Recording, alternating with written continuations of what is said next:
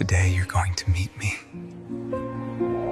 After 3 years attending the gala alone, I was forced to hire a companion. What I didn't expect was that he would be the most feared mafia boss in the entire city.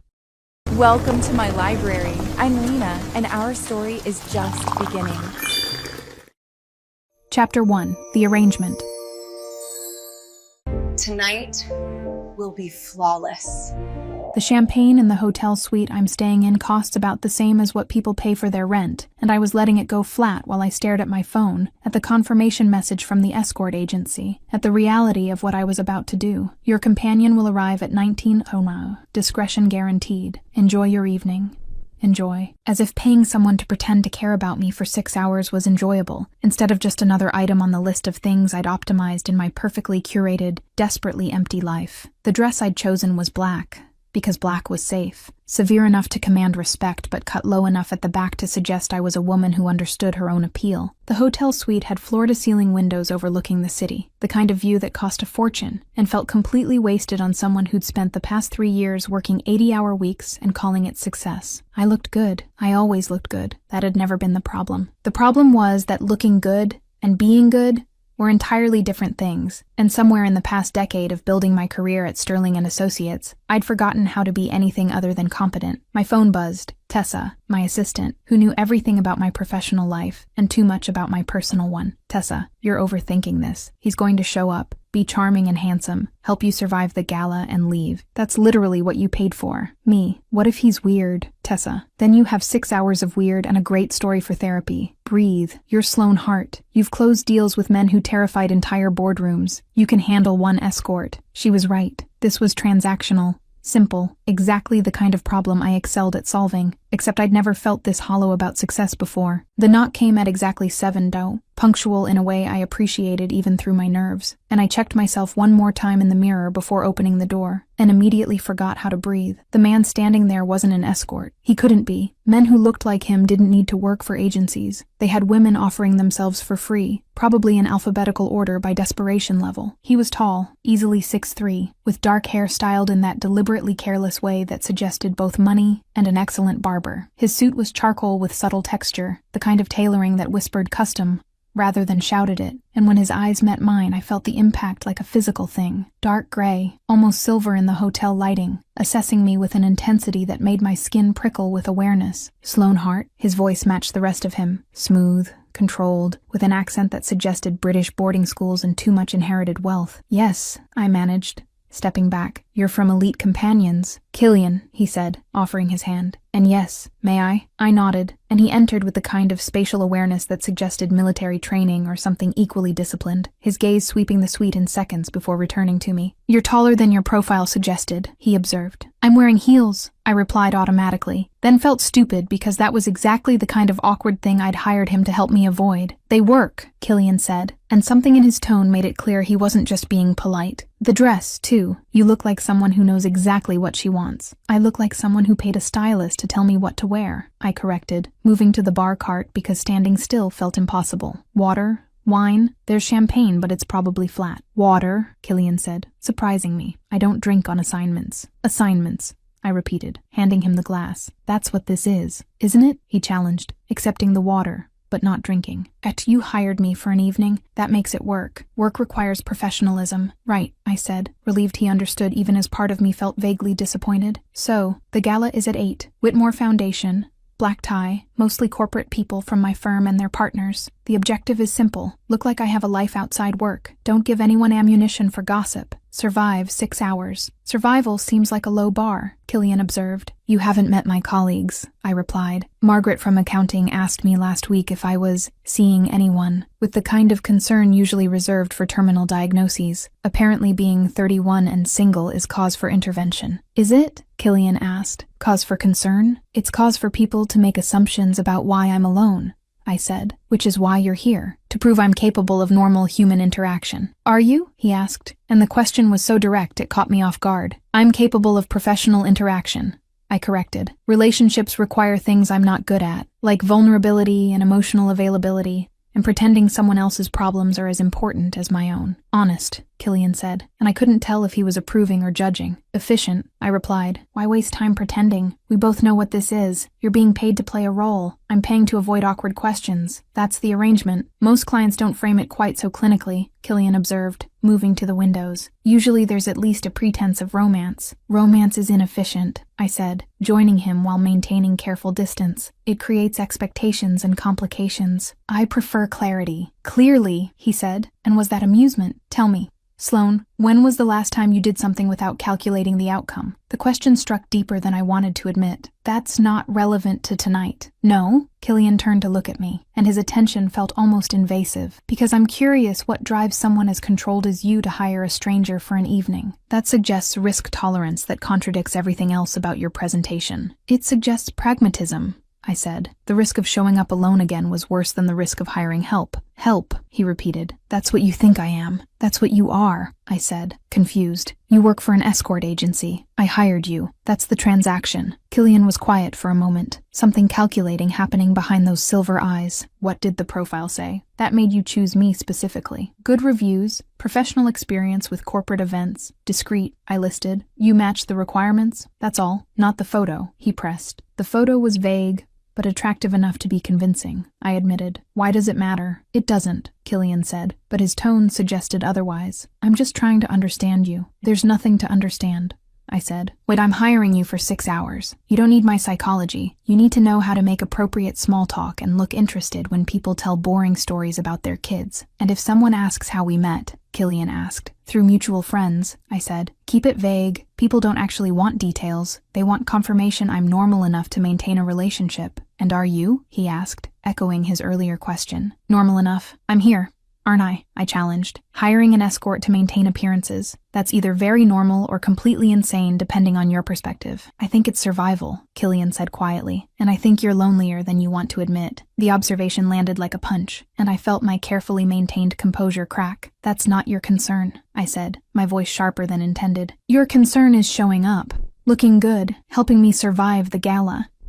That's what I'm paying for, not analysis. Fair enough, Killian replied. But his eyes said he'd already cataloged that weakness, filed it away for later use. And that was when I realized my mistake. This man wasn't just attractive, he was dangerous. He read people the way I read spreadsheets, efficiently, accurately, looking for vulnerabilities to exploit. I'd hired him for control, but standing here with his attention focused on me like I was the most interesting thing in the room, I felt control slipping away entirely. We should establish boundaries, I said, moving back to safer ground. No unnecessary physical contact beyond what's needed for appearances. No personal questions that don't serve the story. No attempts to extend this beyond tonight. Anything else? Killian asked. Yes, I said. And if this gets uncomfortable, if you do or say something that crosses a line, I need you to stop. Immediately. No questions. Something shifted in his expression, became almost gentle. I'm not here to make you uncomfortable, Sloane. I'm here to make your evening easier. That's all. Good, I said, checking my watch. We should leave in 15 minutes. Before we go, Killian said, stopping me. One thing you should know about me. What? I asked. That I'm very good at what I do, he said, and the certainty in his voice was absolute. By the end of tonight, everyone at that gala will believe we're exactly what you want them to believe. You hired the right person. Confident, I observed. Accurate, he corrected, and smiled in a way that made my stomach flip. Now, shall we discuss our story? How long we've been seeing each other? What we have in common? What made you decide I was worth bringing to this event? We spent the next 10 minutes building a believable narrative. 3 months, met through a colleague's dinner party, bonded over shared appreciation for obscure documentaries and the kind of wine that required explanation. Killian absorbed every detail with frightening efficiency, asked clarifying questions, even suggested adjustments that made the story more believable. By the time we left the suite, I almost believed it myself. The problem was, so did he. And watching him play the role of attentive boyfriend with disturbing authenticity as we rode the elevator down to the lobby, I realized I'd made a catastrophic miscalculation. I'd thought hiring an escort would give me control. But Killian moved through the world like he owned it, commanded attention without trying, made me feel seen in ways I'd spent years avoiding. And that was far more dangerous than showing up to the gala alone could ever be. Chapter 2. The Performance. The dance isn't as good as I imagined. The Whitmore Foundation Gala was exactly as insufferable as I'd anticipated. Crystal chandeliers, string quartet playing something classical and forgettable, and approximately 200 people in expensive clothes pretending their charitable donations absolved them of whatever sins funded their lifestyles. Smile, Killian murmured as we entered, his hand settling on my lower back with practiced ease. You look like you're attending a funeral. I am attending a funeral, I replied under my breath. For 6 hours of my life, I'll never get back. There's the enthusiasm I was hoping for, he said, and I heard amusement beneath the words. Should I start taking bets on how long before you fake a medical emergency? I don't fake emergencies, I said. I endure them with dignity. That sounds exhausting, Killian observed, guiding me through the crowd with the kind of spatial awareness that suggested he'd mapped the entire room already. Have you considered just enjoying things occasionally? Enjoying things is inefficient, I replied automatically, then caught his expression. What? You say that a lot, he observed. Inefficient. Like life is supposed to be optimized instead of lived. Isn't it? I challenged. Not even remotely, Killian said, and something in his tone made me look at him more carefully. Before I could respond, Margaret from accounting materialized with the inevitability of taxes, her eyes bright with curiosity. Sloane,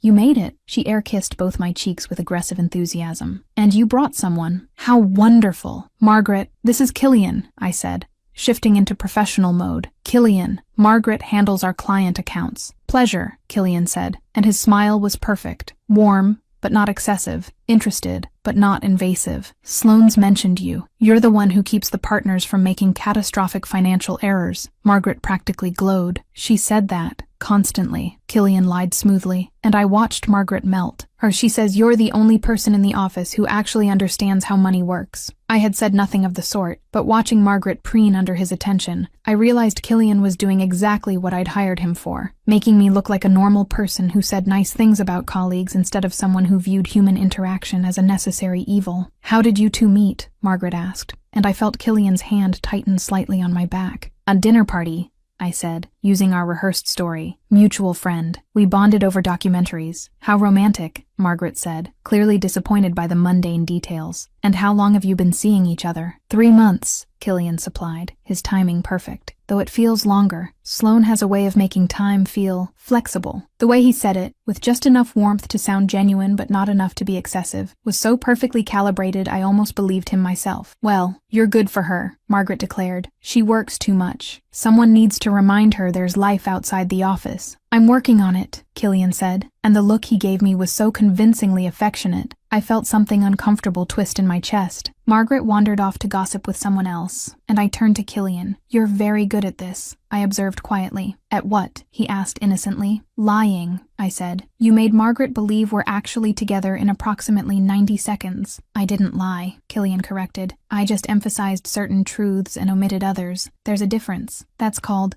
lying by omission, I pointed out. That's called survival in situations that require discretion, he replied, and something about the way he said it made me pause. You sound like you have a lot of practice with discretion, I observed. I work for an escort agency, Killian said smoothly. Discretion is literally the job description. It was a perfectly reasonable answer that didn't quite explain the military precision in how he moved, or the way his eyes constantly tracked the room like he was assessing threats, or the fact that his suit probably cost more than the agency would charge for an entire month of his time. Champagne? A server appeared with a tray, and I reached for a glass automatically. She'll have water, Killian said, intercepting my hand gently. She gets migraines from champagne.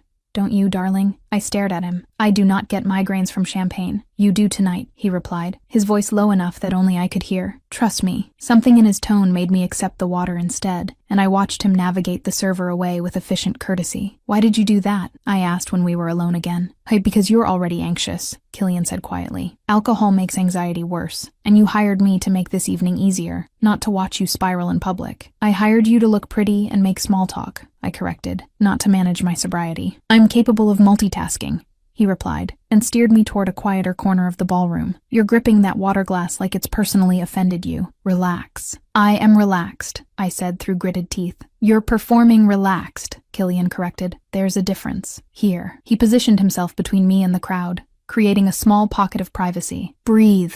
No one's watching. No one cares.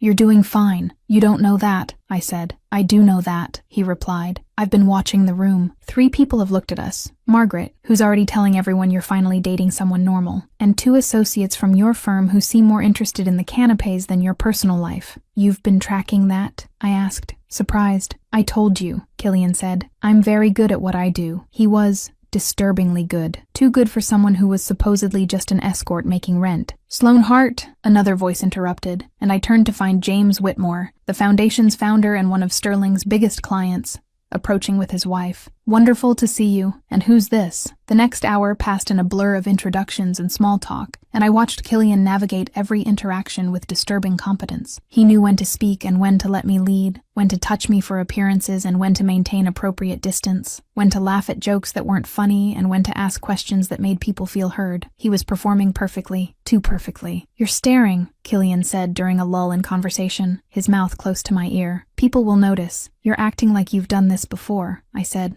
"Been someone's fake boyfriend at corporate events." "I have done this before," Killian replied. "That's why you hired me." "No," I said, studying his face. "You're acting like you've been to events like this as a guest, not hired help. There's a difference." Something flickered in his expression before he controlled it. "You're very observant." "It's my job to read people," I said. "You're comfortable here, with these people. This level of wealth and pretension, that's not something you learn from escorting. That's something you're born into." "Careful, Sloane," Killian said, his voice dropping lower. "You're dangerously close to asking personal questions. I thought we had boundaries." "We do," I agreed, "but you're breaking character, and I want to know why. Maybe I'm just very good at my job," he suggested. Or maybe you're not actually an escort at all," I replied, and watched his jaw tighten slightly. "Does it matter?" Killian asked. "I'm doing what you hired me for, making you look good, helping you survive this evening. What else do you need to know?" "The truth," I said. "I need to know if I made a massive mistake hiring you." "You didn't," Killian said firmly. "But you're right about one thing. I'm not just an escort. I'm also someone who values privacy. And I'd appreciate if you'd extend me the same courtesy I'm extending you." "Which is?" I asked. "Not asking questions you're not ready to hear the answers to," he said, and something in his eyes was both warning and invitation. Before I could press further, the lights dimmed and someone announced dinner was being served, and Killian guided me toward our assigned table with his hand warm against my back. We were seated with 6 other people from Sterling, including Margaret and the senior partners, and I watched Killian charm every single one of them with strategic precision. He asked the right questions, laughed at the right moments, touched my hand occasionally with exactly enough casual affection to look genuine without being excessive, and I found myself getting distracted by stupid things, like the way his fingers moved when he gestured, the precise way he cut his food into geometrically perfect pieces, the fact that he knew which fork to use for each course without hesitation. "You're doing it again," he murmured halfway through the main course. "Doing what?" I asked. "Analyzing," he said. "I can practically hear you cataloging observations." "I'm naturally curious," I said. "You're naturally suspicious," Killian corrected. "There's a difference." "Can you blame me?" I challenged. "And you're too good at this. Too comfortable. Too everything." "Would you prefer I was awkward and uncomfortable?" he asked. "I'd prefer you were honest," I replied. "I am being honest," Killian said, his eyes meeting mine. "About the things that matter. Everything else is just details." "Details like your real name?" I pressed. "My name is Killian," he said, and I couldn't tell if he was lying or not. "Your real job," I continued. "Tonight, my real job is making sure you have a successful evening," Killian replied. "Which I'm doing, quite well, actually, if you'd stop interrogating me long enough to notice." He was right. I was doing exactly what I always did, overanalyzing, looking for problems, refusing to just accept something good when it was happening. "You're right," I admitted. "I'm sorry." "Professional hazard." "What kind of professional hazard?" Killian asked, genuine curiosity in his tone. "I'm a consultant," I said. "I get paid to find problems in systems and fix them. It makes me look for problems everywhere, even when there aren't any." "And you think I'm a problem?" he asked. "I think you're a mystery," I corrected. "And I don't like mysteries." "Maybe you should learn to like them," Killian suggested. "Not everything needs to be solved, Sloane. Some things are better left unknown." "That sounds like something someone with secrets would say," I observed. "Everyone has secrets," Killian replied, "including you. I'm just better at keeping mine." The dinner ended around 11, and people started drifting toward the exit or the hotel bar for after-party drinks. I was ready to leave, to end this strange evening and go back to my normal, controlled existence. But Killian caught my hand as I stood. "Dance with me first," he said. "That wasn't part of the arrangement," I protested. "Consider it a bonus," Killian replied, pulling me toward the dance floor where a few couples were swaying to something slow and romantic. "One dance. Then we can leave." I let him lead me because refusing felt petty, and because part of me, the part I usually ignored, wanted to see what it felt like to be close to him without the buffer of conversation or crowds. His hand settled on my waist, warm and certain, and I placed mine on his shoulder, trying not to think about how perfectly we fit together. "You survived," Killian said as we moved. "Congratulations." "Thanks to you," I admitted. "You were perfect. Almost too perfect." There's no such thing as too perfect, Killian replied. There is, when it makes me suspicious, I said, and felt him laugh softly. Fair enough,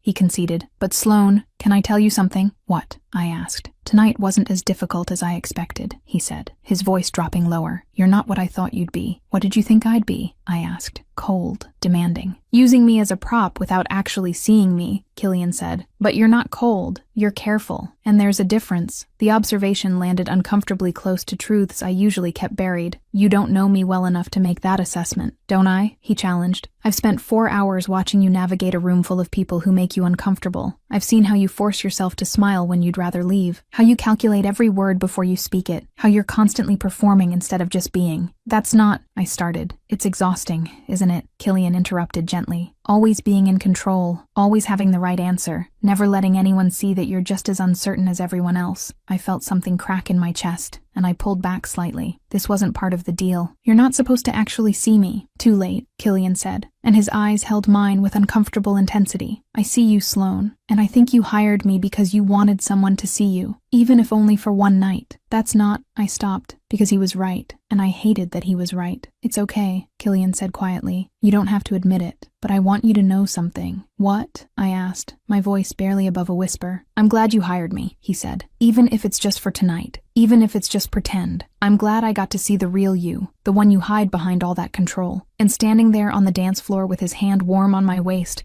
and his words dismantling every defense I'd carefully built, I realized I'd made a catastrophic error in judgment. I hadn't hired an escort for the evening. I'd hired someone who saw straight through me, and that was infinitely more dangerous than showing up alone could ever be. He intercepted her champagne, charmed Margaret in 90 seconds, knew exactly which fork to use, far too suspicious, scolded her for pretending to be relaxed, and then said, I see the real you, and you're not fooling anyone, right there on the dance floor. This man is trouble disguised in a suit, and I love IT. Why would that be? Oh, right, I wrote it myself. Chapter 3. The Inconsistencies. I think I need to go out.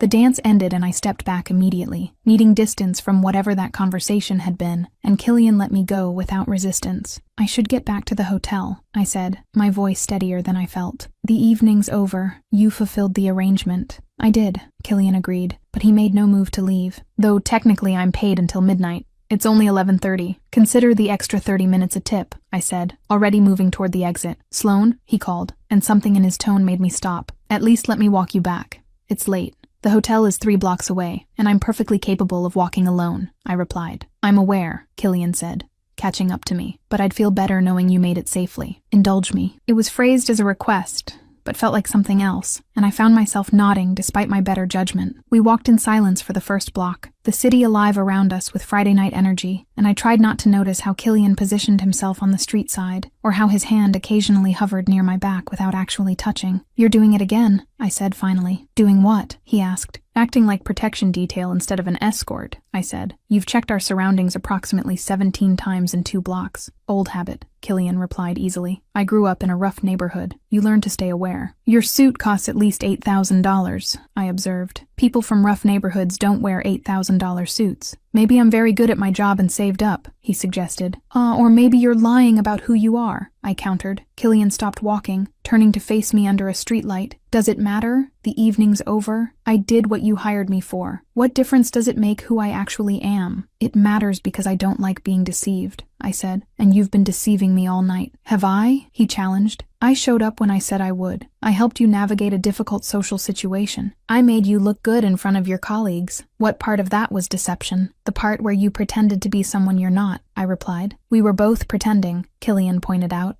You pretended to be someone who has their life together. I pretended to be your boyfriend. That was the arrangement. The observation stung because it was accurate, and I resumed walking because standing still felt too vulnerable. I do have my life together, I said. Do you? Killian asked, falling into step beside me. Because from where I'm standing, You're desperately lonely, using work as a shield against actual human connection, and so afraid of losing control that you hired a stranger to avoid dealing with real intimacy. I stopped again, anger flaring. You don't know anything about me. I know you've checked your phone 43 times tonight, even though it's Friday and you're not on call, Killian said. I know you calculate your words before speaking, that you apologize when you don't need to, and that you touched your necklace every time someone asked about your personal life. Those are tells, Sloan, and I'm very good at reading them.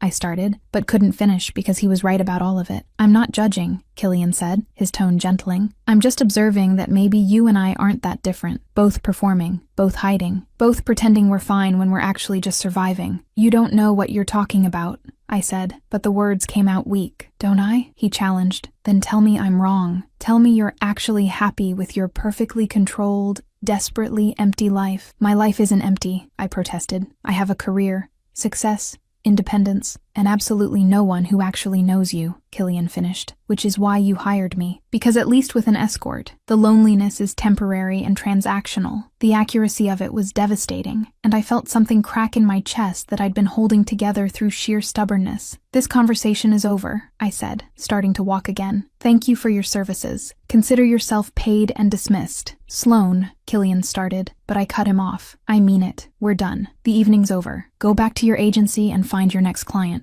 I made it half a block before realizing he was still following me, and I turned to find him keeping pace with that same careful distance. I told you to leave, I said. And I told you I'm walking you back, Killian replied. You can be angry at me all you want, but I'm not letting you walk alone at midnight. That's non-negotiable. You don't get to decide what's negotiable, I said. I'm not your responsibility. For the next 15 minutes you are, Killian countered. After that, I'll disappear, but until then, you're stuck with me. We reached the hotel in tense silence, and I stopped at the lobby entrance. There, I'm safe. You can go now. I'm walking you to your room, Killian said. That's unnecessary, I protested. That's what I'm doing, he replied, and something in his tone made arguing feel pointless. The elevator ride up was excruciating, both of us standing on opposite sides pretending the other wasn't there, and when we reached my floor I walked to my suite without looking back. Sloan, Killian said, as I reached for my key card. What? I asked, not turning around. I'm sorry, he said quietly. I shouldn't have pushed. You hired me for a simple evening, not existential analysis of your life choices. No, you shouldn't have, I agreed,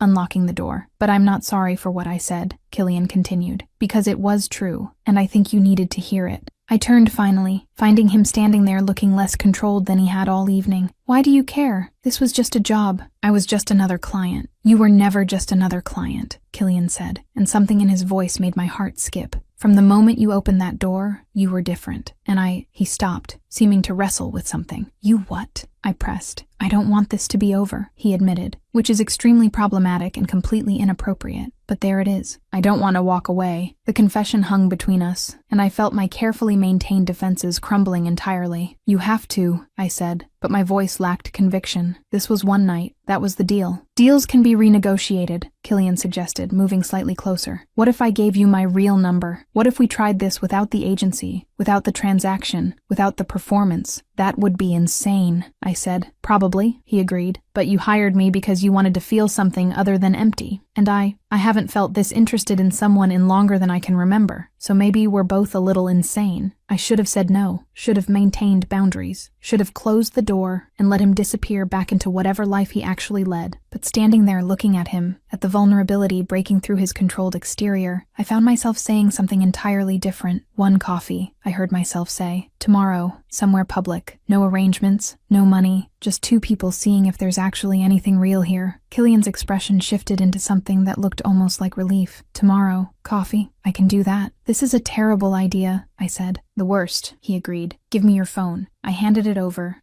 watching him type in his number and send himself a text. There, he said, handing it back. Now you can reach me, and I can prove I'm not just disappearing. What if you're a serial killer?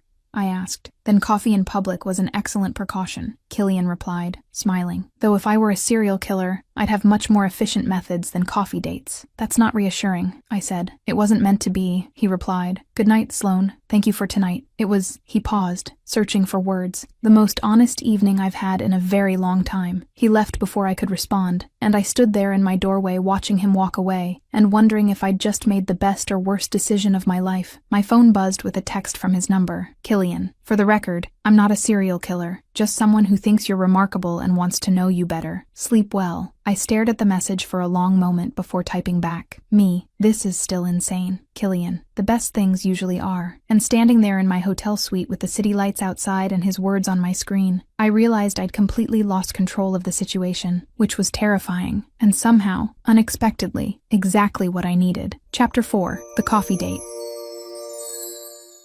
What am I doing?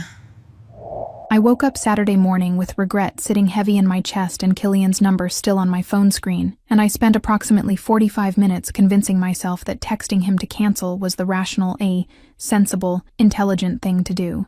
Then I spent another 15 minutes staring at my closet trying to figure out what one wore to coffee with a man who might be an escort, or might be a billionaire, or might be a complete fraud. I settled on jeans and a silk blouse because it suggested casual confidence I absolutely didn't feel, and arrived at the cafe 10 minutes early because being late felt like losing control. Killian was already there. He sat at a corner table wearing dark jeans and a navy sweater that probably cost more than my entire outfit, looking unfairly attractive while reading something on his phone with focused intensity. When he noticed me, his face did something complicated that looked almost like relief. "You came," he said, standing. "I wasn't sure you would." "I wasn't sure I would either," I admitted, sitting across from him. And I spent most of the morning constructing elaborate excuses for canceling. "What stopped you?" Killian asked. "Curiosity," I said honestly, "and stubbornness.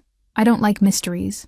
And you're definitely a mystery." "Fair," he replied, signaling the server. "What do you drink?" "Americano. 2 shots. No sugar," I said automatically, then caught his expression. "What? You ordered that without hesitation," Killian observed. "Most people need to look at the menu first. Decide. Deliberate." "I know what I like," I said. "Deliberation is for people who don't. Or for people who occasionally try new things," he suggested. "New things are variables," I replied. "Variables introduce uncertainty. Uncertainty is uncomfortable. You really do need to learn to let go," Killian said, and something in his tone made it sound less like criticism and more like invitation. The server brought our coffees, my Americano and something complicated and European-looking for him, and we sat in awkward silence for a moment, before both speaking simultaneously. "So, about last night," we stopped, and Killian gestured. "You first." "I just wanted to clarify expectations," I said, falling into professional mode because it felt safer. I'm not looking for a relationship. I don't do relationships. They're complicated and messy and require emotional availability I'm not capable of." "Okay," Killian said carefully. "Then what are you looking for?" "Honesty," I said. "I want to know who you actually are, not the persona from last night. Not the escort character, the real person." "And if the real person is disappointing?" he asked. "Then at least I'll know," I replied. "I can handle disappointing." "I can't handle deception." Killian was quiet for a moment, something working across his expression that looked almost like calculation. "All right, what do you want to know?" "Your real name," I said immediately. "Killian Gray," he replied without hesitation. "That part was true." "Your real job," I continued. "That's more complicated," Killian said, wrapping his hands around his cup. "I run a company, multiple companies actually. Security consulting, risk assessment, strategic planning for high-level clients. That sounds like corporate speak for something else," I observed. "It is," he admitted, "but the something else isn't illegal, if that's what you're worried about. Just private. Clients who need discretion pay extremely well for it. And the escort thing," I pressed. "How does that fit?" Killian's lips curved into something that wasn't quite a smile. "It doesn't. Not usually. Last night was an anomaly." "What kind of anomaly?" I asked suspiciously. "The kind where I owed someone a favor and they called it in at an inconvenient time," Killian said. "The agency is owned by a friend. She needed someone last minute for a high-profile client who required specific qualities. I fit the profile." "So you don't normally do this," I said. "I've never done it before," Killian corrected, "and I'm reasonably certain I won't do it again." Once was enough to confirm it's absolutely not my skill set. "You were perfect last night," I said before I could stop myself. "I was performing," Killian replied. "There's a difference, but thank you for the compliment." We fell into easier conversation after that, trading information in careful increments. He told me about growing up in London, moving to the States for university, building his company from nothing. I told him about my career at Sterling, the suffocating expectations, the way I'd optimized my entire life until there was nothing left but work. "You said you don't do relationships," Killian said eventually. "Why not?" "Because relationships require vulnerability," I said, stirring my coffee even though I'd finished it already. "And vulnerability means giving someone power to hurt you. I prefer not to give anyone that power." That sounds lonely, he observed. Or it's safe, I corrected. Those aren't mutually exclusive, Killian said. You can be safe and lonely simultaneously. In fact, that seems to be your default setting. Stop analyzing me, I said, but without real heat. I can't help it, Killian replied. You're fascinating. This perfect exterior hiding absolute chaos underneath. The control issues masking fear. The way you plan everything except the parts that actually matter. How do you know what matters? I challenged. Because you hired an escort instead of just asking someone on a date, Killian said bluntly. That's not control, Sloane. That's avoidance. And I recognize it because I do the same thing. You avoid relationships? I asked. I avoid anything that requires actual emotional investment, Killian admitted. It's easier to stay detached, safer, less complicated when things inevitably fall apart. So, we're both disasters, I said. We're both extremely functional disasters, he corrected, which is different. We've just optimized our lives around avoiding the messy human parts. And yet here we are, I said, having coffee, being messy. Here we are, Killian agreed, and something in his expression shifted. Sloane, can I be honest about something? Haven't you been? I asked.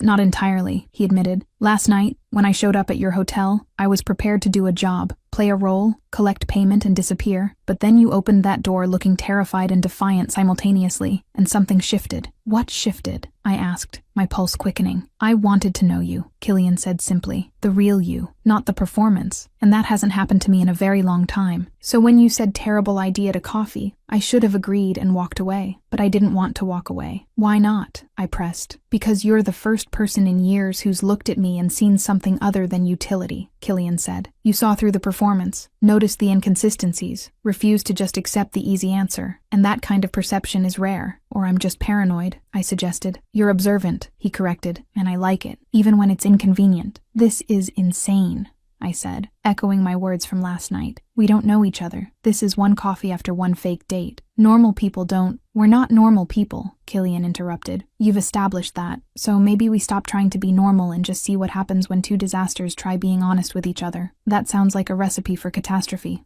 I said. Probably, he agreed. But you hired me because you wanted to feel something other than empty, and I'm offering you that. No transaction, no performance, just two people figuring out if there's something real here. I should have said no. Should have finished my coffee and left, and gone back to my perfectly controlled, desperately empty life. But looking at him across the table, seeing vulnerability beneath the confidence, I found myself nodding. 1 week, I said. We try this for 1 week. Real conversations. Actual honesty, and if it's terrible, we walk away with no hard feelings. 1 week, Killian agreed, and held out his hand. I shook it, feeling the warmth of his palm against mine, and wondered if I'd just agreed to the best or worst decision of my life. This is going to be a disaster, I said. Absolutely, Killian agreed, smiling, but at least it'll be an honest disaster. And somehow, that was exactly what I needed to hear. Chapter 5, The Weekday 2. I hope she comes. Killian texted me at 9 a.m. with coordinates to a location I didn't recognize, and the message, "Trust me," which was exactly the kind of vague instruction designed to make my control issues flare, and I spent 20 minutes debating whether to respond before finally typing, "This better not be a kidnapping. Killian, would I warn you if it was?" Me, point taken. What should I wear? Killian, something you don't mind getting wet. I stared at my phone trying to determine if that was innuendo or practical advice, and settled on athletic clothes because at least then I'd be prepared for either scenario. The coordinates led to a private dock on the river, and I found Killian waiting beside a sleek speedboat that probably cost more than my annual salary. "You own a boat," I observed, approaching cautiously. "I own several boats," Killian corrected, offering his hand to help me aboard. "This one's my favorite. Fast enough to be interesting, stable enough to be safe." "That sounds like a metaphor," I said, accepting his help because refusing felt petty. "Everything's a metaphor if you think about it hard enough," he replied, and I watched him move around the boat with practiced efficiency, checking lines and gauges with the ease of someone who'd done this countless times. "And where are we going?" I asked, as he started the engine. "Away," Killian said simply. "You spent yesterday analyzing our coffee date. Today we're going somewhere you can't overthink." "I don't overthink," I protested. "You sent me 47 text messages last night," Killian said, steering us away from the dock, ranging from, "This is a terrible idea," to detailed analysis of our conversation to asking if I actually liked my coffee or was just being polite. "That's overthinking." "I was being thorough," I defended. "You were spiraling," he corrected, but his tone was gentle. "Which is why we're doing this. No phone phones, no analysis, just being present. I'm always present, I said. You're always calculating 3 steps ahead, Killian replied. There's a difference. Now sit down before you fall overboard. The next 2 hours were surprisingly perfect. Killian took us out far enough that the city disappeared, cut the engine, and we just drifted while he taught me things about boats I'd never wanted to know but found myself fascinated by anyway. You're very good at this, I observed, watching him adjust something on the sail with competent hands. I grew up on boats, Killian said. My grandfather had a yacht, spent every summer learning to sail properly. Yachts are different from speedboats,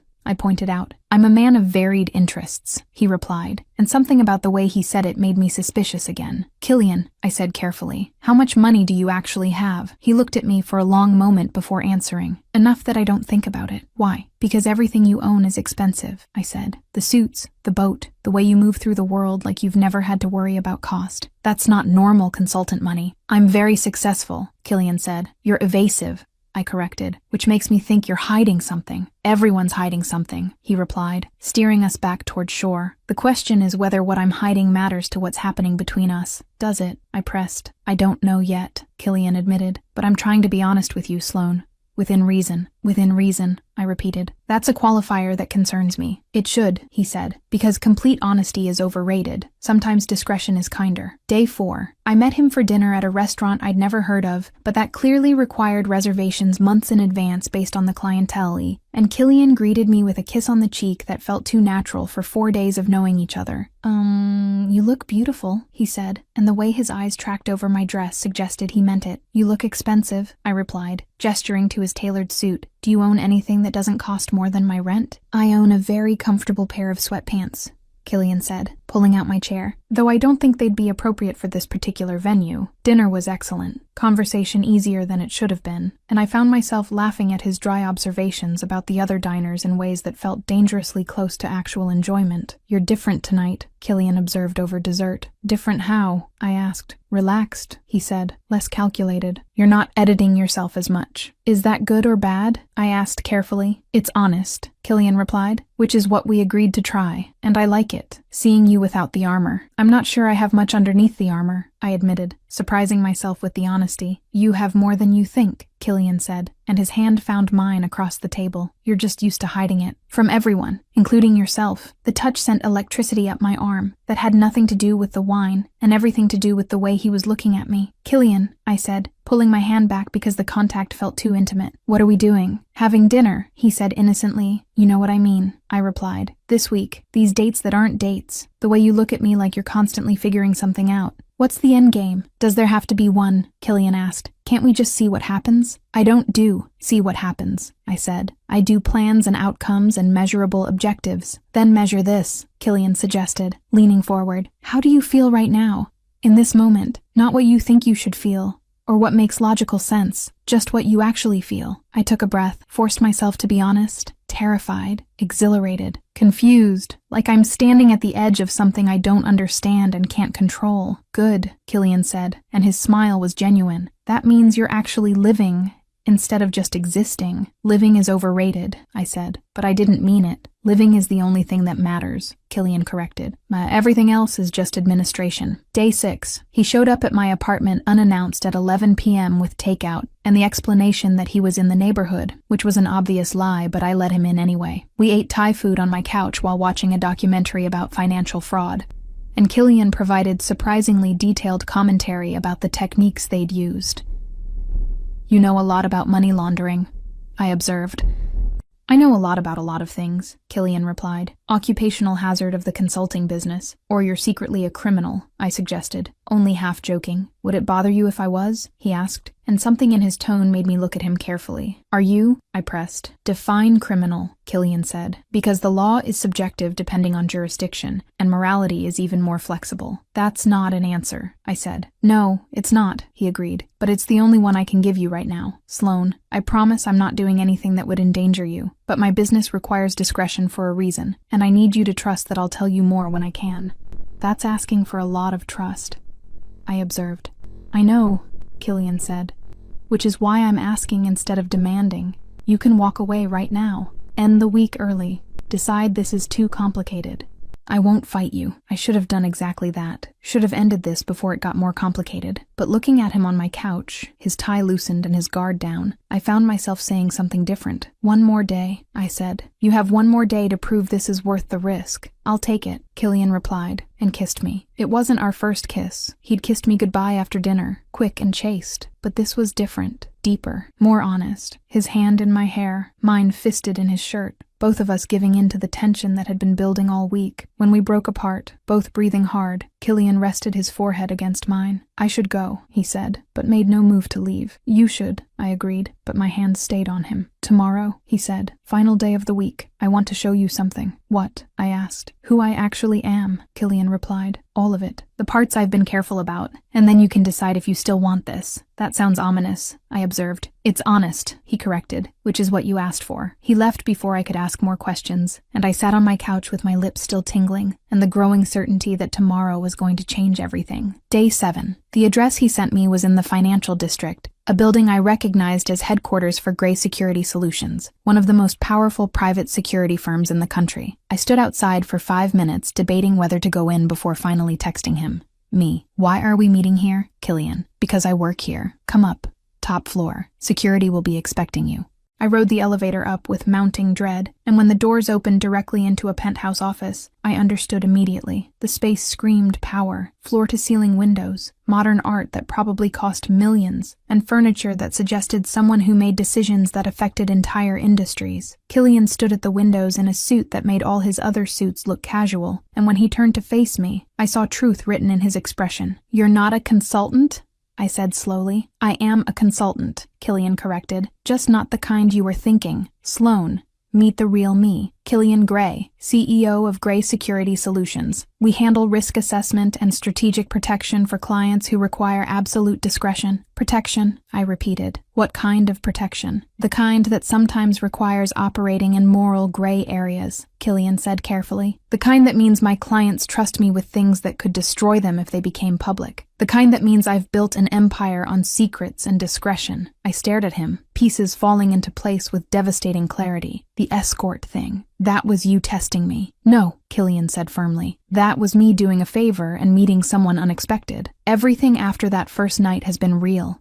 Sloan, including this, including showing you who I actually am." "Why?" I asked. "Why risk showing me? I stopped, realizing I had no idea what I could actually do with this information." "Because you were right," Killian said, moving closer. "I'm not who I said I was, and I'm tired of performing. With you, I don't want to perform. I want to be honest. Even if that means you walk away." "I should walk away," I said. "This is insane." You're some kind of powerful CEO who does what?" "Exactly? Protects criminals." "I protect people who need protecting," Killian corrected. "Some of them are criminals by legal definition. Some are just powerful people with powerful enemies. I don't judge. I just keep them safe." "That's morally ambiguous at best," I said. "Welcome to my world," Killian replied. "It's not black and white.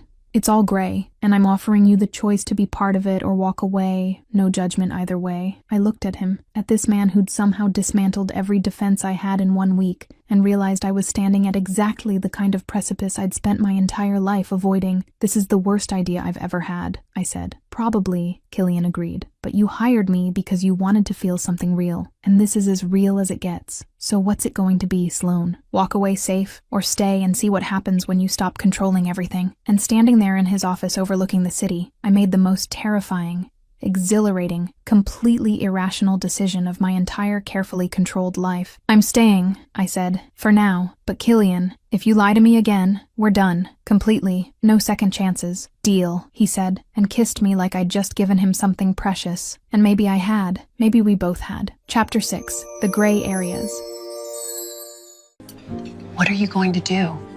"Staying comes with conditions," Killian said, pulling back from the kiss but keeping his hands on my waist. "If you're going to be in my life, actually in it, you need to understand what that means." "Which is?" I asked, trying to ignore how good his hands felt, even through the fabric of my dress. "It means there are things I can't tell you," Killian said. "Client confidentiality isn't optional in my world. It's survival. So sometimes I'll disappear without explanation. Sometimes I'll take calls I can't let you hear. Sometimes I'll come home late smelling like expensive whiskey and expensive problems. That sounds sounds like a terrible relationship, I observed. It is, he agreed, but it's honest terrible instead of dishonest perfect. And I think you'd rather have truth with complications than pretty lies. He wasn't wrong, and I hated that he could read me so accurately. And what else? I asked. You'll meet people who terrify you, Killian continued, moving to his desk and pouring 2 glasses of something amber. Clients who've done things that would make you lose sleep. And you'll have to smile and be polite because that's what being with me requires. I'm very good at polite, I said, accepting the glass even though I rarely drank whiskey. You're good at performing polite, Killian corrected. There's a difference. This requires actual composure when someone casually mentions they've solved problems permanently. The euphemism wasn't lost on me, and I felt ice slide down my spine. Your clients kill people. Some of them have, Killian said carefully. Most just threaten very convincingly. My job is making sure the threats stay theoretical instead of practical. By doing what exactly? I pressed. By being better at strategy than they are at violence, he replied, sitting on the edge of his desk. By knowing things they don't know. By having connections they can't access. By being indispensable enough that hurting me would be catastrophically stupid. That sounds exhausting, I observed. It is, Killian agreed, which is why I don't do relationships. They're leverage, vulnerability, a weakness that smart enemies exploit. And yet, here you are, I said, telling me all of this instead of just walking away. Here I am, he confirmed, and something in his expression was almost vulnerable. Being spectacularly stupid, because you make me want things I've convinced myself I don't need. Like what? I asked, moving closer despite my better judgment. Like someone who actually knows me, Killian said quietly. Not the performance. Not the CEO who handles impossible situations. Just the person underneath who's tired of being alone in a room full of people. The honesty of it struck something deep, and I found myself standing between his legs, my hands settling on his shoulders. I know that feeling, I admitted. The alone in a room full of people thing. It's why I hired you in the first place. I know, Killian said, his hands sliding up my sides. I saw it the moment you opened that hotel door. This woman who had everything organized except the parts that actually mattered. Stop analyzing me, I said, but without heat. I can't, he replied. You're the most interesting problem I've encountered in years, and I'm very good at solving problems.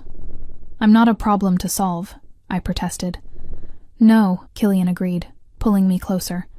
You're something much more complicated than that. He kissed me again, deeper this time, and I let myself fall into it because maintaining control felt impossible when his hands were in my hair and his mouth was making promises his words hadn't quite articulated yet. We broke apart when his phone rang, and I watched frustration flicker across his expression before he checked the screen. I need to take this, he said, already moving away. Client emergency. 5 minutes. Take your time, I replied, moving to the windows while he answered in a language I didn't recognize. The conversation lasted 7 minutes, his tone shifting from controlled to absolutely lethal before ending with what sounded like instructions delivered in ice. Problem? I asked when he hung up. Always problems, Killian said, but his expression had shifted into something colder. One of my clients just had his daughter threatened. I need to handle it before it escalates. Handle it how? I asked carefully. By making very clear what happens to people who threaten things that belong to my clients, Killian replied, and the casual menace in his voice was genuinely frightening. This is what I do, Sloane. I make problems disappear, sometimes permanently. You said you don't kill people, I challenged. I don't, Killian confirmed, but I know people who do. And sometimes making a threat disappear requires making the person issuing it understand that continuing would be a fatal mistake. That's still violence, I said. That's prevention, he corrected. Violence would be letting someone hurt a child because I was too moral to get my hands dirty. I prevent that violence by being willing to do what's necessary. The logic was sound, even if the ethics were questionable, and I found myself nodding slowly. How long will this take? I asked, handling it. Few hours probably, Killian said, already moving toward his desk to grab his jacket. I'll have someone drive you home, or you can wait here. There's a guest room, kitchen, whatever you need. I'll wait, I surprised myself by saying. I want to see what you're like when you come back, after handling things. Killian stopped, turning to study me. That's not a good idea. I'm not pleasant after this kind of work. I didn't ask if you'd be pleasant, I said. I asked to see the real version, the one who does impossible things and comes home tired. You're serious, he said, surprise evident in his tone. Completely, I confirmed. You said staying means understanding your world. This is part of that world, so I'll wait. Killian crossed back to me, cupped my face with both hands, and kissed me with bruising intensity before pulling back. Make yourself comfortable, he said. Don't answer the door. Don't leave without security. And Sloane, Yes, I asked. Thank you, he said quietly, for staying, for being willing to see this. Most people run when they realize what I actually do. I'm not most people, I replied. No, Killian agreed, something warm breaking through the cold. You're absolutely not. He left, and I was alone in his office overlooking the city, and I realized I'd just agreed to wait for a man who was potentially orchestrating violence on behalf of a client whose daughter had been threatened. This was insane. This was completely irrational. This was exactly the kind of loss of control I'd spent my entire life avoiding. But settling into his guest room with a book from his surprisingly extensive library, I found I didn't want to be anywhere else, which was either the most honest thing I'd ever acknowledged or the beginning of a catastrophic mistake, possibly both. He returned 4 hours later looking exhausted and dangerous, his jacket gone and his shirt sleeves rolled up and blood on his knuckles that made my stomach drop. Is that yours? I asked from where I'd been reading. No, Killian said shortly, moving to the bar to pour whiskey. And the person it belongs to won't be threatening anyone's daughter again. Did you kill them? I asked, needing to know. No, he said, downing the whiskey in one swallow. But they'll spend the next 6 months recovering, and the rest of their life remembering what happens when you make threats you can't back up. That's horrifying, I said. That's my world, Killian replied, pouring another glass. Still wanna stay? I should have said no, should have been horrified and left and never looked back. But looking at him standing there, exhausted and dangerous and completely honest about what he was, I found myself standing and crossing to him. Yes,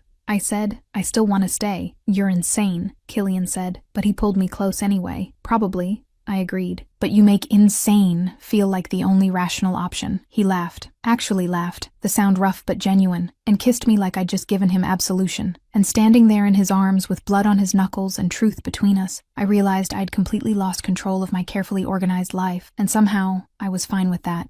He explained that his clients sometimes solve problems permanently, took a call and switched languages to give deadly instructions, stepped out to deal with a threat against a client's daughter, came back with blood on his knuckles, and she said, "I'm staying anyway." This woman looked at violence and moral ambiguity and went, yeah, that tracks, because apparently her control issues evaporated the second he kissed her, LOL.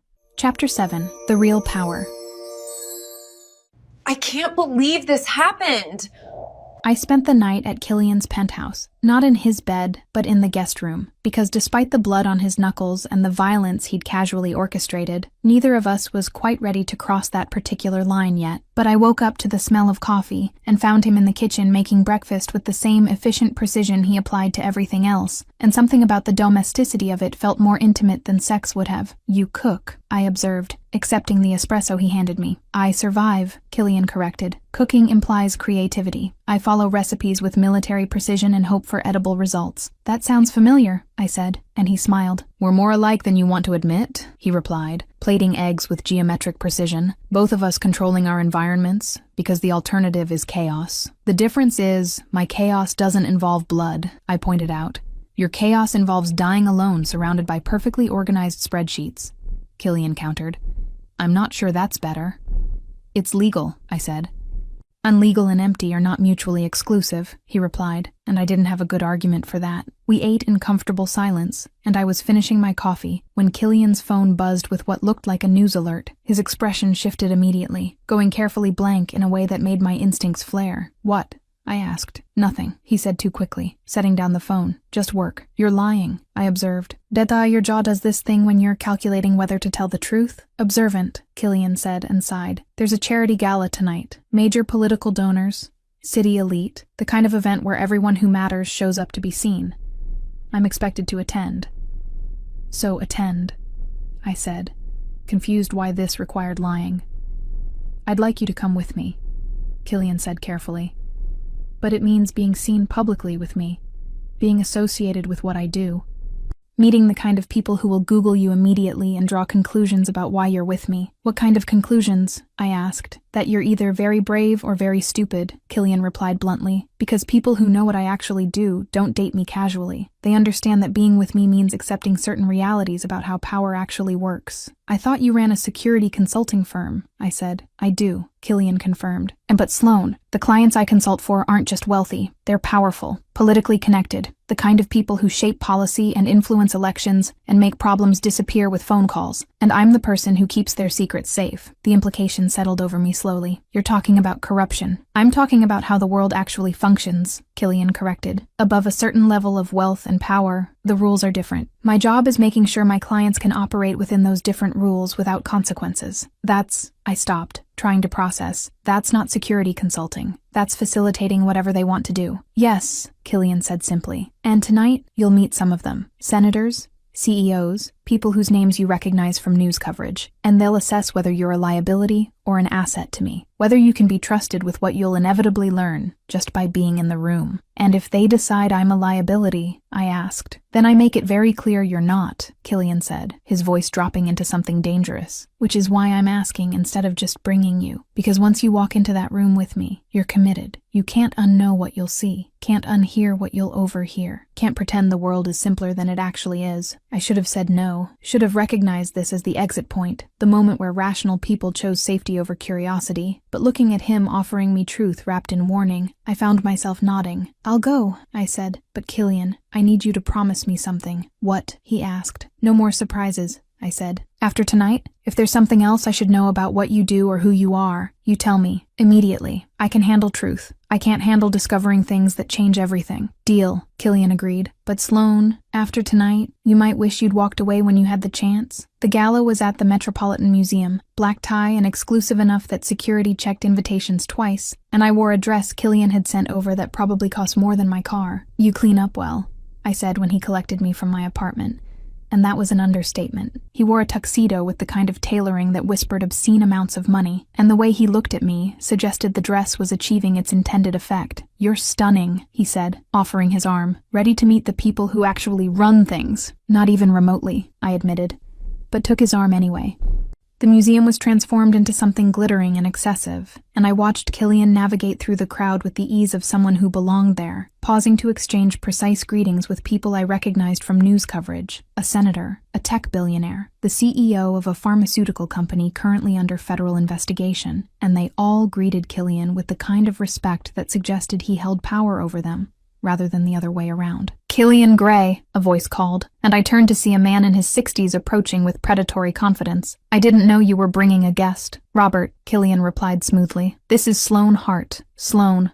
Robert Chen. He runs the Chen Foundation. I recognized the name. The foundation donated millions to political campaigns and wielded enormous influence over city policy. Pleasure, Robert said, his eyes assessing me with uncomfortable intensity. How did you meet our Killian? Through work, I said, using the vague truth we'd agreed on. She's a consultant, Killian supplied. Very discreet, very competent. I trust her judgment. The emphasis on trust was clearly deliberate, and I watched Robert's expression shift to something more approving. Anyone Killian trusts is worth knowing, Robert said. You'll have to tell me more about your work sometime. We're always looking for talented people who understand the value of discretion. He left before I could respond, and I turned to Killian with questions already forming. Don't, he said quietly, guiding me toward the bar. Not here. Too many people listening. The next 2 hours were a masterclass in power dynamics I'd never fully understood before. I watched Killian move through the crowd, having conversations that looked casual, but were clearly weighted with importance, and slowly I started recognizing patterns. The way certain people deferred to him, the way others sought his approval, the way his presence at certain conversations seemed to signal legitimacy or endorsement. This wasn't just a security consultant attending a party. This was someone who held actual power over powerful people. You're not what you said you were, I murmured, when we finally had a moment alone on a balcony overlooking the sculpture garden. I told you exactly what I was, Killian corrected. You just didn't understand the scope of it. The scope being that you're, some kind of power broker? I challenged. These people don't just hire you for security. They need your approval, your endorsement, your protection from consequences. Yes, Killian said simply. I know things they don't want known. I have access they can't get elsewhere. I provide services that keep them insulated from legal and political repercussions. That makes me valuable, indispensable, someone they can't afford to cross. That's not security, I said. That's control. That's survival, Killian replied, his eyes scanning the party with practiced vigilance. In this world, you're either controlling the game or being controlled by it. I chose the former. And me? I asked quietly. What am I in all this? Killian stopped, something vulnerable breaking through his controlled exterior. You're the first person in years who's seen me as something other than useful, who looks at me and sees an actual person instead of just leverage or threat or asset, and that's terrifying because it means I have something to lose. Before I could respond, a woman's voice interrupted. Killian, darling.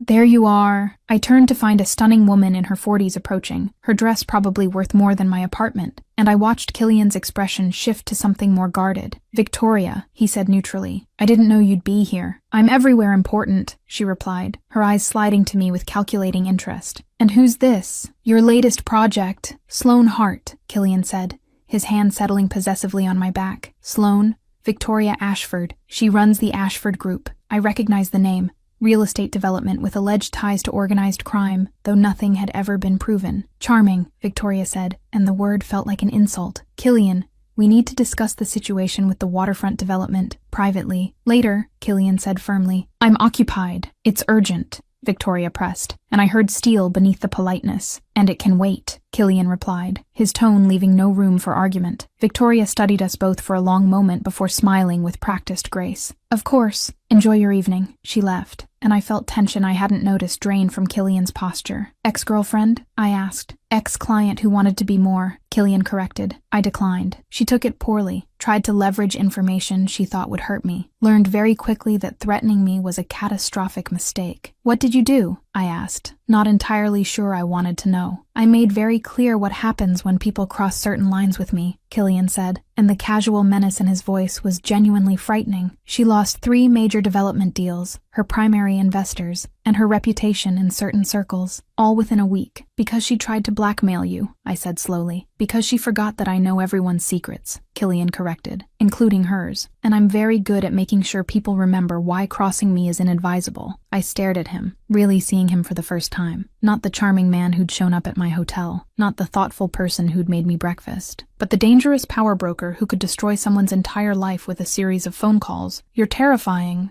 I said. Yes, Killian agreed, but I'm honest about it, which is more than most people in this room can say. Is that supposed to be comforting? I asked. It's supposed to be truth, he replied, turning to face me fully. Sloane, I told you walking in here meant seeing the real version of my world. This is it. I'm not a good person. I'm not a hero. I'm someone who's very good at keeping powerful people's secrets and making their problems disappear. And if you stay with me, you're accepting that, all of it. And if I can't, I challenged, then you walk away now, Killian said quietly. Before this gets more complicated, before you're in too deep to leave without consequences. I should have walked away, should have seen this as the warning it clearly was. But looking at him standing there, dangerous and honest and completely himself, I found myself asking a different question. What if I don't want to walk away? I said. What if I want to stay exactly as complicated and deep as this gets? Killian stared at me like I'd just said something incomprehensible. You're serious. Completely, I confirmed. You said I hired you because I wanted to feel something real. Well, this is real. Terrifying and morally ambiguous and absolutely insane, but real. And I'm tired of pretending I want safe, when what I actually want is this. You're going to regret this, Killian said, but he was already pulling me closer. Probably, I agreed.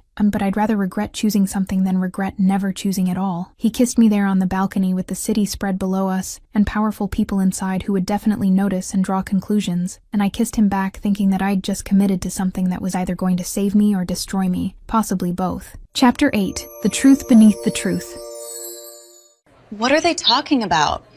I stayed at Killian's penthouse that night after the gala, and woke up at 3 a.m. to find his side of the bed empty, and voices coming from his office. I should have stayed in bed, should have respected his privacy like a rational person who understood boundaries, but I'd never been particularly good at leaving mysteries unsolved, and the tone of the conversation filtering through the door made my instincts flare with warning. I moved closer, careful to stay out of sight, and caught fragments of conversation that made my blood run cold. The shipment arrives Tuesday. A man's voice I didn't recognize. Castellanos people are expecting their cut by Friday, or they'll consider it a breach. Castellano can wait until I'm satisfied the route is clean. Killian's voice, colder than I'd ever heard it. Last time we moved too fast and lost 3 containers to federal attention. I'm not repeating that mistake. With respect, boss, we can't afford to keep Castellano waiting. He controls the port access we need for the next 6 months. Then remind Castellano that I control the information that keeps him out of prison, Killian replied with lethal calm. He'll wait. Or he'll find out what happens when people pressure me on timeline. There was silence, then nervous laughter. Understood. I'll relay the message. Do that. And Marcus, make sure the East Side territory issue is handled before it becomes public. I don't care how you do it. Just make the problem disappear quietly. Already handled. The Volkov crew won't be making any more noise about expansion. Good. Anything else? The Chen Foundation wants confirmation you'll support their candidate for city council. They're offering standard terms plus 20% of the development contracts if he wins. Tell them I'll consider it after they handle the zoning issue we discussed, Killian said. I'm not backing politicians who can't deliver basic favors. Understood, boss. I'll set up the meeting for next week. I heard movement and barely made it back to the bedroom before the office door opened, sliding under the covers and forcing my breathing to stay even while my heart hammered. Killian appeared minutes later, sliding into bed beside me with the careful movements of someone trying not to wake a sleeping partner, and I lay there in the darkness trying to process what I'd just heard. Shipments, territory, making problems disappear, people calling him boss, with the kind of deference that suggested he commanded something much larger than a consulting firm. This wasn't just moral gray areas. This was organized crime, actual, structured, territory-controlling organized crime. And I was sleeping in the bed of the man who ran it. I waited until his breathing evened out before carefully extracting myself and moving back to the guest room, because lying next to him while my brain spiraled felt impossible. I spent the rest of the night alternating between panic and strange calm, and when dawn broke, I found Killian standing in the doorway watching me with an expression I couldn't read. "How much did you hear?" he asked quietly. "Enough," I said, sitting up. "Shipments, territory, Castellano, the part where someone called you boss, like you're running an actual organization." Killian was quiet for a long moment, then moved into the room and sat on the edge of the bed with careful distance between us. "I was going to tell you," he said finally. "Today, actually, before you overheard." "Tell me what exactly?" I challenged. "That Gray Security Solutions is fake, that you're actually some kind of crime boss." "Gray Security is real," Killian corrected carefully. "It's a legitimate business with legitimate clients. But yes, underneath that, I run something else. Something that's been in my family for 3 generations. A crime family," I said, needing him to actually say it. "A business organization that operates outside traditional legal structures," Killian replied, and I almost laughed at the euphemism. My grandfather built it. My father expanded it. I modernized it and made it sustainable. "That's called organized crime," I said flatly. "That's called being a mafia boss." "Killian, we don't use that word," he said. "It's antiquated and draws attention. But yes, essentially, that's what I am. I control territory, operations, revenue streams that exist in legal gray areas or outside the law entirely. And Gray Security provides legitimate cover while also generating real income." I stared at him, trying to reconcile this with the man who'd made me breakfast and kissed me on balconies and told me I was remarkable. "What kind of operations?" I asked, needing details. "Import-export with creative accounting," Killian said. "Strategic information brokering. Protection services for businesses that can't access traditional security. Conflict resolution between parties who can't involve law enforcement. Those are euphemisms," I said. "Tell me what you actually do." Killian met my eyes with uncomfortable honesty. "We move products that have high demand and complicated legality. We provide information to people who need leverage. We protect businesses from other criminal organizations that would otherwise extort them. We mediate disputes between parties involved in illegal activities." "Drugs?" I asked bluntly. "Are you moving drugs?" "Sometimes," Killian admitted, "though that's less profitable than it used to be with legalization changing markets. Mostly we focus on goods with complicated international regulations. Art, antiquities, technology with export restrictions, stolen art," I clarified. "Art with disputed provenance," he corrected. "The difference matters legally, not morally," I shot back. "No," Killian agreed. "Not morally, but Sloane, I told you what I was. I just didn't give you the complete organizational chart. You told me you consulted for criminals," I said. "Not that you were one. That's not a minor detail, Killian. That's everything." "Is it?" he challenged. "Because you stayed after I showed up with blood on my knuckles. You stayed after meeting the people I work with. You stayed after seeing what I'm capable of. What's different now except you have a label for it?" "The label is the difference," I said, standing because sitting felt too vulnerable. "Consulting for bad people is morally questionable. Being the actual crime boss is—" I stopped, trying to find words. "That's not something I can just accept." "Then don't," Killian said, standing too. "Walk away, right now. I'll have someone drive you home. We'll never contact each other again, and you can go back to your safe, controlled, desperately empty life." The words hit like a slap. and I felt anger flare. That's not fair. None of this is fair, Killian replied, his voice rough. Fair would be meeting you under normal circumstances. Fair would be falling for you without 3 generations of criminal legacy making it impossible. But this is what we have, Sloane. Me, completely honest about what I am, and you, deciding if you can live with it. You're asking me to date a crime boss, I said, to be the girlfriend of someone who runs illegal operations and controls territory and makes people disappear. I'm asking you to be with me, Killian corrected. The person who makes you laugh, who challenges you, who sees you without the armor and wants you anyway. The crime boss thing is just infrastructure. It's not just infrastructure, I protested. It's who you are, what you do, the danger you operate in constantly. Yes, Killian agreed. And if you stay, that becomes your danger too, your risk, your reality. I can protect you better than anyone else in this city, but I can't make you completely safe, because being with me means being a target for anyone who wants leverage over me. That's terrifying, I said. That's honest, he replied, which is what you asked for. Complete truth about who I am, and what being with me means. So here it is. I run a criminal organization that my family built. I control significant territory and operations in 6 cities. I have power that comes from being willing to do what others won't. And I want you anyway, despite knowing you deserve better. I stared at him, at this man who'd somehow become essential in 2 weeks, and felt my carefully constructed worldview crumbling entirely. I need time, I said finally, to think, to process, to figure out if I can actually live with this. How much time? Killian asked carefully. I don't know, I admitted. More than right now. Less than forever. Take what you need, he said, and I heard resignation beneath the words. But Sloane, understand something. If you walk away, it has to be permanent. I can't do this halfway. Can't have you in my life casually while wondering if you'll decide tomorrow that it's too much. I need certainty one way or the other. That's not fair, I said again. No, Killian agreed, but it's necessary, for both of us. He had someone drive me home, and I spent the rest of the weekend alone in my apartment, trying to make a rational decision about something that defied all rationality. Stay with a literal crime boss who'd been completely honest about the danger, or walk away from the first person in years who made me feel actually alive. By Sunday night, I still didn't have an answer, but I knew I couldn't keep pretending the choice was simple. Monday morning, I arrived at work to find Tessa waiting at my desk with coffee and concern written across her face. You look terrible, she observed. What happened with the mysterious boyfriend? He's not my boyfriend, I said automatically, and it's complicated. Complicated how? Tessa pressed, following me into my office. Did he turn out to be married? Secretly poor? Bad in bed. Secretly criminal, I said, before I could stop myself, then immediately regretted it. Tessa's eyes widened. Like tax fraud criminal or actual criminal. Like runs an entire criminal organization criminal, I said tiredly. Complete with territory and operations and people calling him boss. Oh my God, Tessa breathed. Sloane, you're dating a mobster. I'm not dating anyone, I corrected. I'm having an existential crisis about whether I want to date a mobster. That's not a decision you agonize over, Tessa said firmly. That's a decision you make immediately by running away very fast. Except he was honest, I said, about everything. The danger, the reality, the risk. He didn't hide what he was once I started asking questions, and he's giving me space to decide without pressure. That doesn't make him less of a crime boss, Tessa pointed out. No,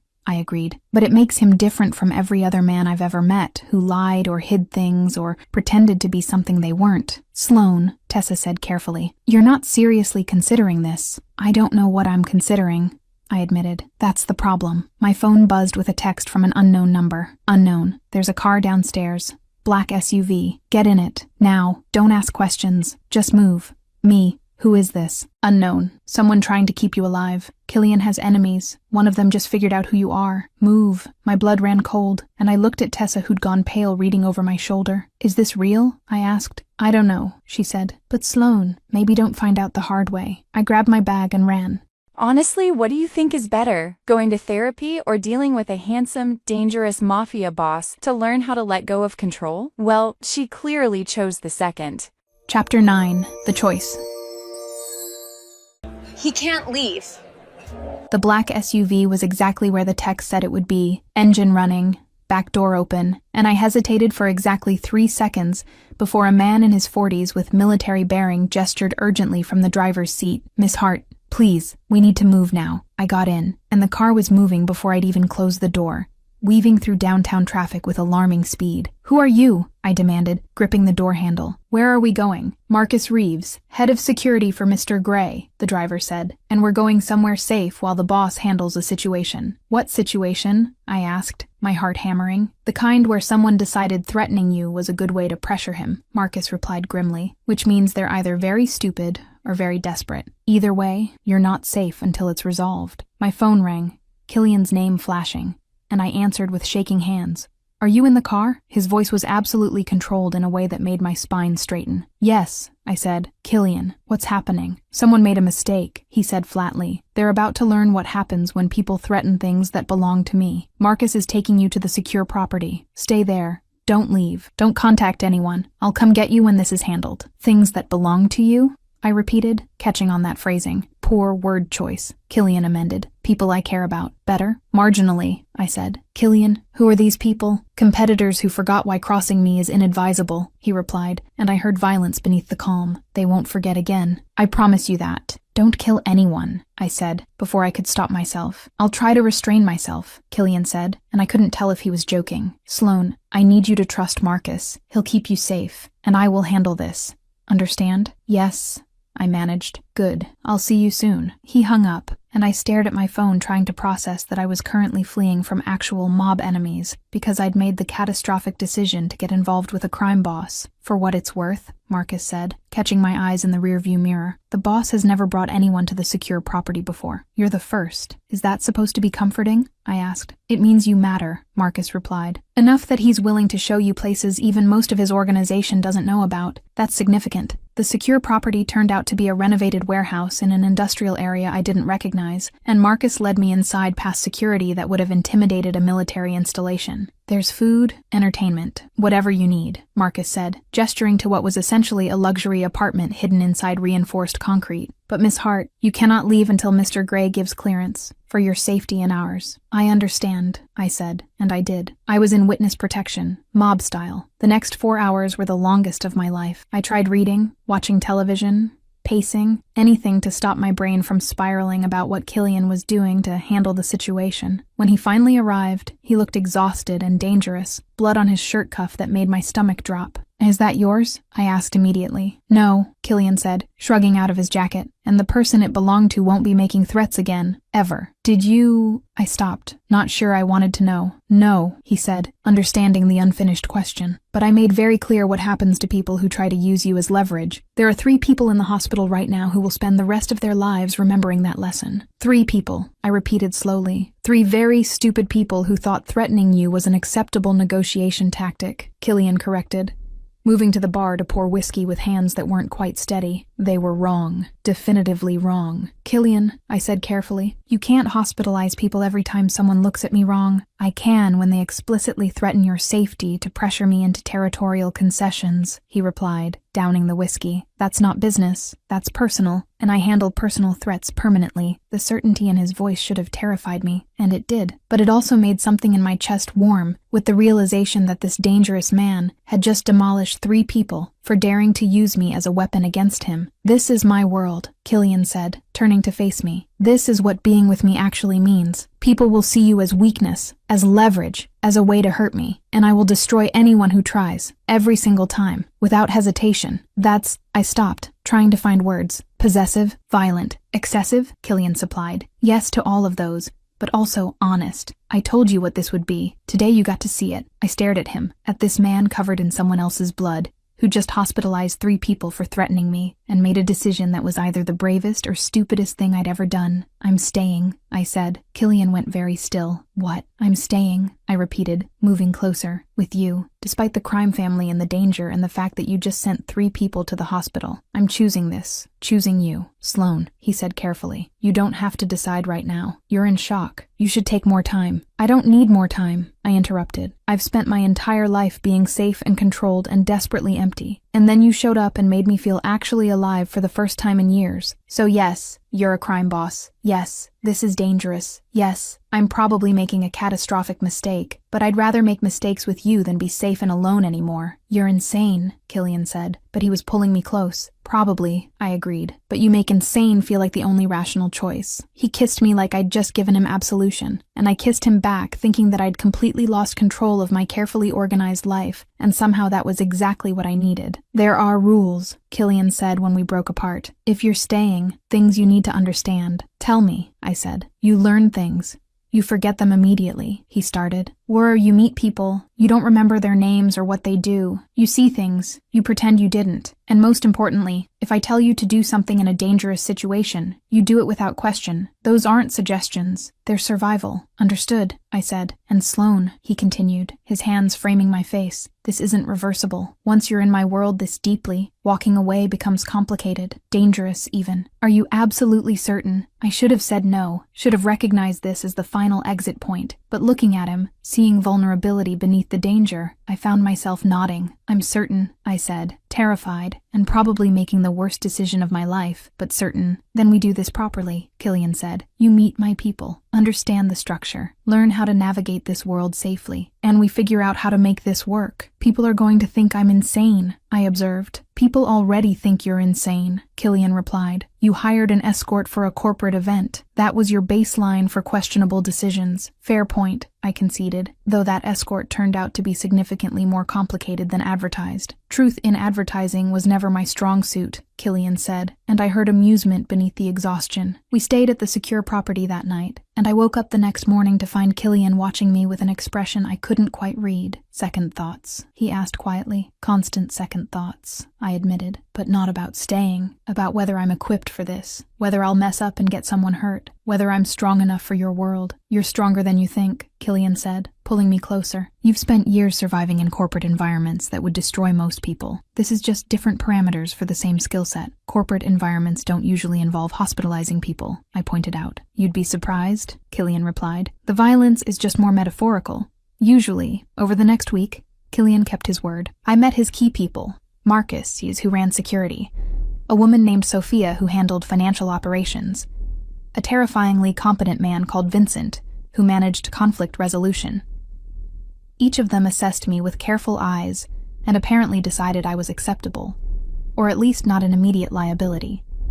I learned the basic structure of his organization, the legitimate businesses that provided cover, the less legitimate operations that generated actual revenue, the network of alliances and territories that kept everything running smoothly, and slowly, I started to understand how Killian had built something that operated in shadows while presenting a completely legal facade. You're good at this, he observed one evening, watching me navigate a dinner with several of his business associates without flinching when the conversation turned to topics that were clearly coded references to illegal activities. And I'm good at performing, I corrected. You taught me that, remember? This isn't performing, Killian said. This is you actually being comfortable in an uncomfortable situation. There's a difference. He was right, and that should have concerned me. The fact that I was adapting this quickly to life adjacent to organized crime suggested either remarkable resilience or catastrophic moral compromise, possibly both. Sloane, Killian said later that night, both of us on his couch overlooking the city. I need to tell you something. That sounds ominous, I observed. It's honest, he corrected. I'm in love with you. Have been since approximately day 3 of our week experiment when you called me out for knowing too much about money laundering. And I need you to know that before this gets more complicated. The confession landed like a bomb, and I turned to stare at him. You're in love with me, I repeated slowly. Catastrophically in love with you, Killian confirmed, which is extremely problematic and makes you a permanent vulnerability. But there it is. Truth. I stopped, trying to process. Killian, we've known each other for 3 weeks. I know, he said, which should make this less intense but somehow makes it more. You're the first person in years who's seen me completely and chosen to stay anyway. That matters more than timeline. I don't know if I love you, I admitted. I know I want you. I know you make me feel alive. I know choosing you felt right even when it was insane. But love, that's complicated. Take your time, Killian said. I'm not going anywhere, and I'm patient when it matters. But looking at him, at this dangerous man who'd been completely honest about his world and given me every opportunity to walk away, I realized the truth. Actually, I said slowly, I think maybe I do love you, which is either the most honest thing I've ever acknowledged or a complete psychological break. I'm not sure which. Let's go with honest, Killian suggested, pulling me into his lap. It's more flattering. You're a crime boss, I said against his mouth. I shouldn't love you. You're an uptight consultant with control issues, he replied, kissing me. I shouldn't love you either, but here we are. Here we are, I agreed, and gave up trying to make rational decisions about something that defied all rationality, because sometimes the best choices were the ones that looked catastrophic on paper, but felt exactly right in practice. And Killian Gray, crime boss, CEO, dangerous man with blood on his hands and vulnerability in his eyes, felt exactly right, even when it was absolutely, definitely insane. Epilogue, 8 months later. I need to fix this. I woke up to Killian already dressed in a suit, checking his phone with the focused intensity that meant someone had made a problem that required handling. How bad? I asked, sitting up. Manageable, he replied, leaning down to kiss me. Territory dispute should be resolved by dinner. Define resolved, I said, because I'd learned that euphemisms mattered in his world. Diplomatically resolved, Killian clarified, as no hospitalizations required. Probably. I love how probably is your version of reassuring, I observed. I love how you're not running away screaming, he countered, straightening his tie. Most people would have by now. Most people are boring, I replied, getting up and stealing his coffee. I'm spectacularly reckless. You're perfect, Killian corrected, pulling me close despite his schedule. Even when you reorganize my office supplies by color, your pens were chaos, I defended. Someone had to intervene. He kissed me properly then, the kind of kiss that made morning meetings feel irrelevant, and I was considering making him spectacularly late when his phone rang with the tone that meant business couldn't wait. Tonight, he promised, pulling away reluctantly. Dinner, no territory disputes, no emergencies, just us. I'll believe it when I see it, I said, but I was smiling. After he left, I got ready for my own day, still consulting at Sterling, still pretending my life was normal corporate existence instead of nights spent with a man whose organization operated in 6 cities and whose enemies occasionally required creative deterrence. Tessa met me at my office door with coffee and her usual concerned expression. You're still alive, she observed. That's good. Surprisingly resilient, I agreed, accepting the coffee. How is the terrifyingly attractive crime boss, she asked, handling a territory dispute, I replied. Diplomatically, he promises. That man's version of diplomatic probably involves broken bones, Tessa said. Probably, I agreed cheerfully. But he's honest about it. That's more than most men manage. Your standards have gotten so weird, Tessa observed. My standards have gotten honest, I corrected. I'd rather have dangerous truth than safe lies. That evening, Killian actually kept his promise. No emergencies, no territory disputes, just dinner at home with wine that probably cost more than my monthly salary and conversation that ranged from his legitimate business deals to my ridiculous corporate politics to whether we should get a dog. A dog requires commitment, I pointed out. I hospitalized 3 people for threatening you, Killian replied. I think I can handle commitment. Fair point, I conceded, and leaned across the table to kiss him. Later, wrapped around each other in bed with the city lights outside and his hand tracing patterns on my shoulder, Killian said quietly, no regrets. Constant regrets, I admitted, but not about this, about you, never about choosing you. Good, he said, pulling me closer, because you're stuck with me now. Crime boss, complications, occasional violence, and all. Wouldn't have it any other way, I replied, and meant it, because I'd spent years being safe and empty and desperately controlled, and Killian Gray, dangerous, honest, completely mine, had taught me that sometimes the best life was the one you built in the spaces between chaos and certainty, even when it looked absolutely insane from the outside, especially then. Now let's get to the fun facts of this story. It's too good, you can't miss IT. Killian had never done escort work before. It was a one-time favor for a friend who owns elite companions. She needed someone last minute, and he fit the profile. His blazer cost $8,000. She noticed immediately that something was off. Escorts don't wear custom brioni. Killian arrived at exactly 7 p.m. Punctuality she appreciated, even while panicking. His first moment of vulnerability. You're not what I thought you'd be. Most clients are desperate or lonely. You're neither. Speedboat ride, he owns several boats, grew up on his grandfather's yacht, and admitted to having enough money not to think about it. He showed up at 11 p.m. with Thai takeout, lied saying he was in the neighborhood. Obviously he wasn't. They watched a documentary about financial fraud. Gala at the Metropolitan Museum, she met Robert Chun Chan Foundation, senators, CEOs, tech billionaires. Everyone treated Killian with a level of respect that suggested power over them. She used the term, a crime family, a mafia. He didn't deny it. We don't use that word. It's antiquated. But yes, essentially. He controls territory in 6 cities, a 3-generation operation, modernized to look legitimate. Perfect ending. I'd spent years being safe and empty and desperately controlled. And Killian Gray taught me that sometimes the best life is the one you build in the spaces between chaos and certainty. Did you like the story, my dears? Don't forget to comment what you thought. It's very important to me. See you in the next one.